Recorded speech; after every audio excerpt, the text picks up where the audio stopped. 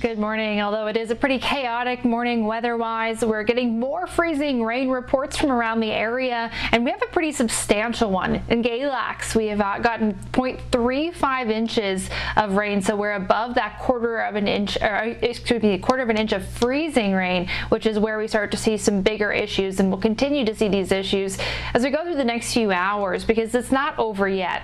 As we're looking at current temperatures and radar, most of our temperatures are right around freezing. We are seeing some 33s and 34s, but the surfaces at this point could still be below freezing, even if the air temperature is a touch above freezing. So still a concern there.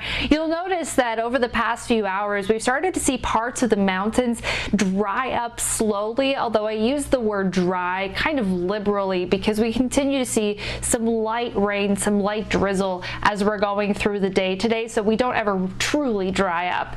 But you'll notice we are getting some clearer skies out there, at least some improvement. As we're going through the day today, though, that light drizzle and light freezing rain will still add on to our substantial totals. So we're seeing that freezing rain and mix this morning. We're starting to transition into that time period where we see freezing rain and then the drizzle as we go through the next few hours, and then this evening light freezing rain, even some mountain snow. We're still expecting pretty similar ice totals to what we started off with here. Some of those spots getting about a quarter of an inch of ice, and you can see Galax in that category where we were forecasting a quarter to a half of an inch of that ice. So still an issue here as we go through the day today, even as that rain looks light outside your window, can have some huge impacts once it hits the ground. All right, Jacqueline, thank you for that. Yeah, I just want to kind of reiterate, going back to how things have unfolded in the forecast a few days, the travel issues were always a secondary part of what's actually been going on. If we did get down to 29 degrees, 30 over more locations, I think we would be dealing with more icy spots on the roads this morning. So far, so good in that department, and I'm not saying that we don't have slick spots out there. We definitely do from viewer reports in Surry County, but it's mostly along secondary roadways, areas where the temperatures tend to trend just a little bit colder. And the point I'm trying to make is the fact that when it does get just a little bit colder in a few spots, it could change things very quickly. But so far we've been fortunate. We haven't seen it that bad, but it's one of the two reasons why we're under a winter storm warning right now is that we're got plenty of moisture around. It is cold outside and we have below freezing temperatures over a good portion of the area. This winter storm warning is in effect until 7 o'clock tomorrow morning. We got a long way to go. The wintry mix is being dominated by freezing rain right now. We will likely see periods of freezing rain that may mix with sleet at times and may mix with rain at times, and that will continue through tonight. Heavy ice in the trees and power lines will continue to grow, and that is the primary concern.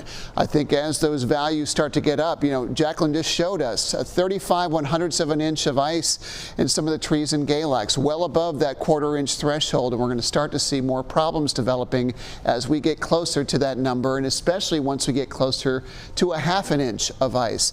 That's going to continue today. Icy travel once again becomes possible, probably later today. The fact that the sun is out, it's invisible, but it is out and up, will help bring enough solar radiation to keep the roads just warm enough where we don't see as many issues. Here are our temperatures. Notice the trends. You pick a spot and just watch it as you go through this 3-hour loop. In most areas, the temperature has upticked a degree in those areas. Very good sign. I think more and more as I'm watching this that trend may continue into the afternoon, and we could get up to 33 or 34 degrees today, despite that northeast wind, which has died down a bit. Jacqueline made the point a moment ago that the mountains are drying out. Not entirely, but they are starting to dry out. And I think from here on out, I think most of the precipitation that's going to fall is going to be more drizzly, whether it be drizzle, freezing drizzle, maybe a little sleet and snow when it gets a little heavier mixing in. But as temperatures try to warm up a little bit more, I think it'll be more of a rain, freezing rain mix. We still have plenty of wind out there, and that's going to keep temperatures in check, and plenty of cold cold air coming in at the surface. And you can see on the models the warming trend that we have going forward.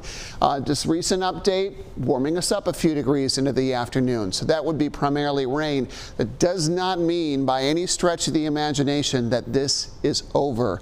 We'll try to cool temperatures down some tonight and at least get cold enough across our northern areas where additional icing is going to be a possibility, even across a good chunk of the Triad for later tonight.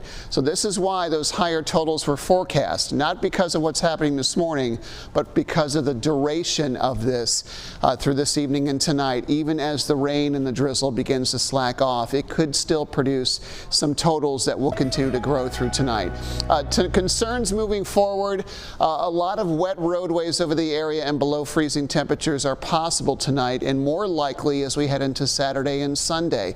If we do have widespread power outages, the kind that could be out for a couple of days, I am very concerned about how cold it gets Friday night and Saturday night. Let's take a look at traffic.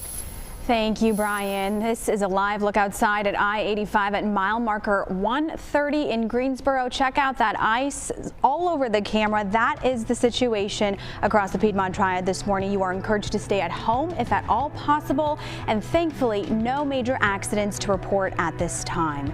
Stay with us. Your special winter weather coverage returns in less than 3 minutes.